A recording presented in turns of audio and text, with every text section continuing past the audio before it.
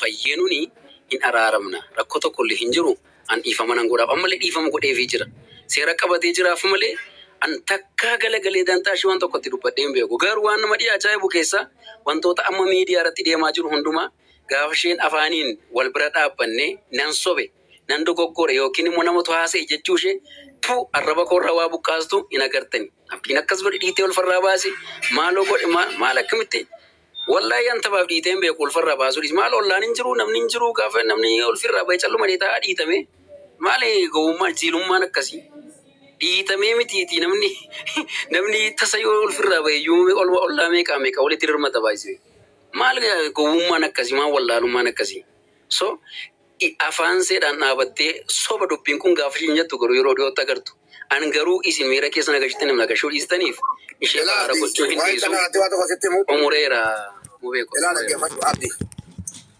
Gabaabsee waa tokko sitti majoollee godhan koosise waa intalaa irratti wallaahi summa wallaahi islaamummaa fedhii keetiin jaallatteetti dhuftee miti lubbuu kee ibdarraa baraaruudhaaf itti dhuftee miti an akkasitan beeka si galee dhugumaan rabbii karaa ittiin rabbii walagartu karaa mucattii kanaati. Rabbii jecha dubartii haadha kee, dubartii obboleettii kee, dubartii haadha manaa kee namni waan barbaade siina jedhu dhugaasa ta'u dhaggeeffadhu. Dhugaasa ta'u sobasa ta'u rabbii keetiif jecha yaa rabbi araaraan sirra barbaada jedhiiti mucaadhaan araarami rabbiin biraa waa guddaa argatta. Kana malee kaayyoon keessa kan rabbii haa ta'u. Kaayyoon keessa kan rabbii haa ta'u malee isa kan namaan laaliin ajala deemanii warra hin baasii wallaahi baasii hin baasifta jedhanus hin laalin lammaanuu dogoggora. Mucattii kana akka badiisii baarii isaaniifuu deebi'aadha manaa koo godhachuuleen hin malamaattu beekata. Kanadha. Oduu nama danda'an akkas. Kanaafuu namni maanoo si tuffisuu danda'a koomeentiin ilaalinii akka labsiyyaan nama gooteen ta'anu rabbumaaf jecha baasifadhu maal taatu guyyaa tokko si wajjin jiraatteetti sana ilaaluu caala gaggabaabsaa dubbadhaa boonaa. Daqiiqaa tokko tokkotti adeemu. Yoo boonaan hin jirre Dr. Hamzaa Jiiloo jirta. Okay, mubee galatoomii nu harkisuu keetiif yaadni kan kellee aduun bilchaataadha. Tokko irratti buleessa kee namni dandeessa. Sabaate boona. Nagaaba. Nageeffachuu jira.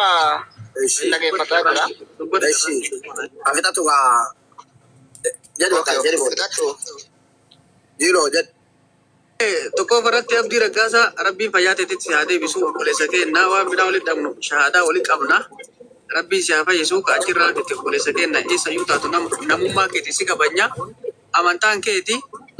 Amantaan keetii dhufte ammoo tiyyoo amantaan calqee miti hin jijjiiramu hin qayyaramu ati duutu kama midhaattu itti jira amantaan kun har'a naaf si binne waan lubbuu kenna jaalannu si jaalanna. Maaliifi ati nu biratti keessummaadhaa akkasitti si laalla. Eega garaan dhufte ammoo nurraa barattee nu caala barattee nullee barsiiftannee yaanna. Suni achi si jaalan beeynu. Lammata irratti ka obboleettii teennaa dubartiidhaan dogongorte rabbumaaf jecha irra tariif rabbiin dogongoraan kee mararra si haa taru. Hin miidhamne jechuu kennaa miti. Si argaa jirra. Fattushooppii miti wanni kan keeku. Ilma namaati ija gurraatti tanaa si argaa jirra.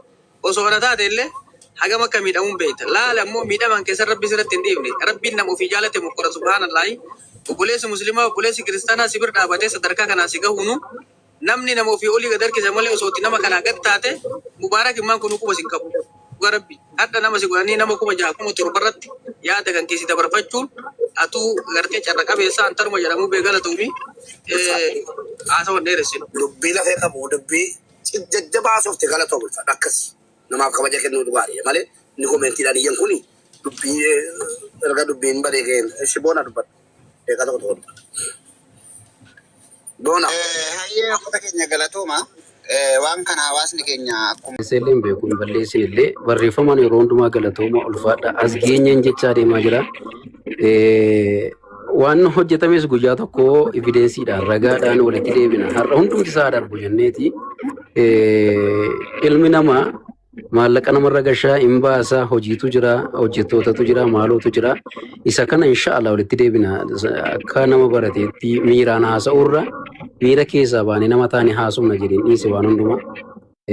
Amma miiratu haasa'a waan ta'eef haasa'uun hin barbaachisu. Kanarraan kan hafe mu beeku waan namatti hin himne waan sitti himuu barbaadu warra azala jirutti illee himu kanan barbaadu mucayyoon balaa kana irra geessiste ergan gubadhe an jechuun amma suubiitti waliin teenyee taphachaa bullee wallahi bor waan an araara nan godhaa fi afaan isaanii irraa garuu waan amma jedhe kanan dhageessu afaan maatii isheerraallee afaan isheerraallee reekoordi godhadhaa waan amma jedhe kananii dhageessanii waan ta'eef halkan guutuu wajjin taa'aa bullee suubii salaannee isheen dheerafteen illee bakkuman taa'ee waa barreessaa ture bakkuman taa'ee waa hojjechaa ture achuma rafee riminatti dhufee jennaan daqiiqaa 20 booda waan irratti ta'e hin beeku. Bakka jechuun ibsaan na qabatee ofii koo wallaalee jireenyi koo hundumtuun harkaa badee bakka mana gubateen see ibsaadhaan see kana yoon seene narratti gooti jedhee illee hin amanne. Sana booda billaadhaan mucaa koo waraanuudhaaf gaafa jettu obboleettiin koo jalaa miliksiteetu mana warra ollaa geessitee meeshaa wajjinidha kan isheen qabamte mucaan kun. Garuu ilmi namaa barbaadee hin dogoggoru waan dogoggorsutu jira. Shiixana haa ta'u miira haa ta'u waan fedhe haa ta'u waan dogoggorsutu jira. Ani hintala kana hamma har'aatti himatatti baneera. Himatatti hin banne bara. Utuu himatatti banne daqiiqaa tokkotti mana hidhaatti dabarsee kaccallee waggaa 16 hiisuu nan danda'an ture. Garuumaa inni an ilmi namaa kun gaafa dogoggoru eenyuun haa ta'u ejjennoo koo duriiti kun kiristaana yeroon turellee ammallee yeroo ejjennoon kun guddaan namni tokko gaafa dogoggoru waan sababa ta'ee dogoggorseetu jira. Diinarraa haa ta'u shiixanaa haa ta'u waan biraatu duuba jira haa ta'u wallaalummaarra haa ta'u sababatu jira. Himatatti hin banne hammarraatti maqaa ishee hin dhoofne waajjira poolisii irti. Abbaa langaatti hin binne hammarraatti abukaattootti hin binne hammarraatti. Nagaashee jiraachaa jirti firishee dhaqee gaafachaa jira. Himatatti banee mana murtii dhaabeetti murteessee intala kana hiisisuu dadhabeetti hiisisuu hin dadhabne. Maanni garuu guyyaa tokko ta'u guyyaa lama ta'u intalli kun mucaa koo wajjin dadhabdeetti. Mucaa koo naa baateetti gaafan sagantaa biyya garaa garaa irra ture mucaa koo kan na ajjeesu kan mucaa koo ajjeesu maltu tarkaanfii kana irratti fudhatteetti. Utuu mucaan koo du'ee ta'e hanarra lama taanee duuna ture. Siigalee kana gatii yaaduuf hamma har'aatti waa'ee intala kanaa ol kaasee dubbachaa jiru. Mana yaalaa keessa taa'e illee gaafa nama tokko qabdi. Warra jedhanii intali baasii hin baaftaa minaamin jettanu humnaan hin baasiftanu dhaggeeffadhaa. Nama waa biraa keessa miira keessa hin galchu. Isiin isa miiteetti. Jeessanii sababa kamiinuu haa ta'u namni yoo miidhame seeratti mata malee namatti zayitii gubaa hin naqu. Miiteetti jedhaayyii obboleessa keenya islaamummaan isa akkanan jedhu dhiifama godhiif jedhama malee ofiin ofitti hin nanne isiitti naqee taqabbalaa tokko faratti. Sana booddee immoo sooriidha. Bifa humnaatiin deemtu taanaan mee humnaan baasisaa mucatti jenneeyyi mucattichi keessatti hafti. Seera Itoophiyaati obboleessu. Kanaaf mana yaalaa keessa taa'ee namoonni wantoota garaa garaa gaafa isaan dubbatan. Obboleessa koo olaa dhaggeeffadhu warra jala deemee baasiin baaftaa minaamin siin jedhu yookiin komeetii jala dhufanii maqaa islaamaatiin yookiin maqaa kiristaanaa baafatanii dhufanii miira keessa galchuudhaan waasii barreessanu wallaahi mucaadhaaf isin yaanne atuu ilma namaati xiiqiin wanti ta'u hin jiru. Eenyunuu Dhimmi seeraa fi dhimmi miira adda addaa. Kanaafuu ati amma maal godhata mucaa keetii hojii si rakkatte sana ndagatini shayxaana jira jechuudha dhuguba ilmi namaa jaallatee nama ajjeesu ilmi namaa jaallatee nama ajjeesuunis ofiyyuu ajjeesaa bara shayxaana waan jedhamu.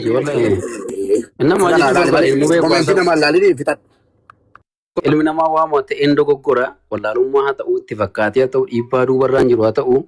Angaruun tala kana mana yaalaa keessa yeroon ciisullee yeroon ofii koo hin beekne namoonni abukaatoo meeqa dhufanii gaafa isaan sana godhi kana hin dhagawan maaliif jechaan fayyina haasa'a waa ishee fayyee itti yaada gaafa sammuun koo na fayyu gaafa saayee koon koo na fayyu jedheen waan hundumaa dhiisi istiil na hammarraatti an xabaqaa tokkollee itti hin binne dhaqxee mana murtii tokkollee ishee hin dhaabne namoonni araaraaf gaafa dhufan maaloo fayyeenuni hin araaramna rakkoo tokkollee hin jiru an dhiifama nan godhaaf ammallee dhiifama godheefii jira seera qabatee jiraaf malee.